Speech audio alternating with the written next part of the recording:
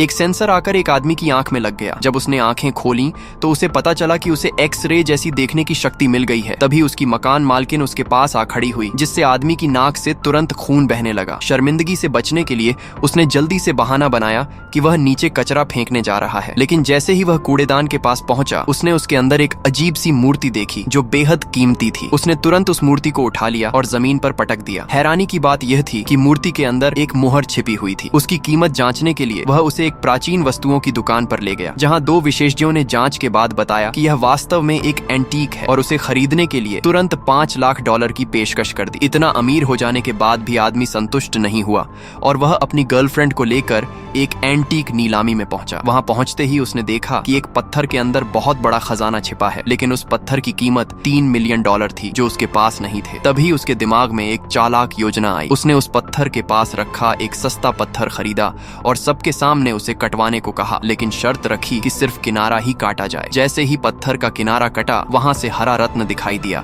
और सबको लगा कि पूरा पत्थर ही कीमती रत्न का बना है। किसी ने तुरंत उसे $2 मिलियन में खरीदने की पेशकश की, जिसे आदमी ने फौरन स्वीकार कर लिया। उसकी गर्लफ्रेंड बहुत हैरान थी, क्योंकि अगर पूरा पत्थर जेड का होता तो उसकी कीमत कम से कम $10 मिलियन होती, लेकिन आदमी ने ज्यादा कुछ नहीं बताया। तभी खरीदार ने अपने आदमियों को पत्थर पूरा काटने को कहा, लेकिन अंदर कुछ भी नहीं निकला और वह बेकार पत्थर साबित हुआ। तब उसकी गर्लफ्रेंड को आदमी की चाल समझ आ गई। बाद में उस आदमी ने कमाए हुए पैसों से वही सबसे बड़ा पत्थर खरीद लिया, जिस पर किसी को भरोसा नहीं था। एक अमीर व्यापारी ने तो उसका मजाक उड़ाते हुए कहा कि यह जगह गरीब लोगों के लिए नहीं है, लेकिन जब पत्थर काटा गया तो उसके अंदर से एक विशाल शाही हरे जेड का रत्न निकला, जिसकी कीमत कम से कम $100 मिलियन थी। यह देखकर वह अमीर व्यापारी सन्न रह गया।